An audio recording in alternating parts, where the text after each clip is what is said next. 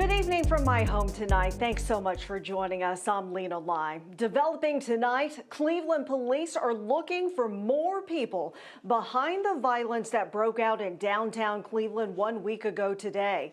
Police releasing brand new pictures of suspects wanted for the vandalism and looting during last weekend's protests.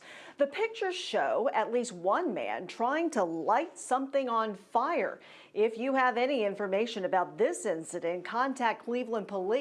And then look at this. Police want to find this woman seen using a baseball bat to bash the windows on the doors of the Justice Center. This happened last Saturday when protesters made their way from Willard Park to the front doors of the Justice Building downtown. She is also accused of looting, seen with hands full of stuff, leaving a smashed up storefront. And just tonight, Cleveland police released an image from last weekend's riot downtown that led to the arrest of a 17-year-old boy. The teen from Olmsted Falls is shown in the picture damaging a police cruiser.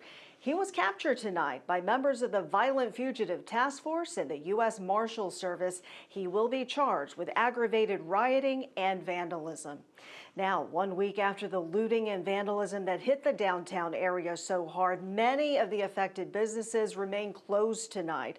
Some were heavily damaged with shattered windows and shelves cleared out by looters.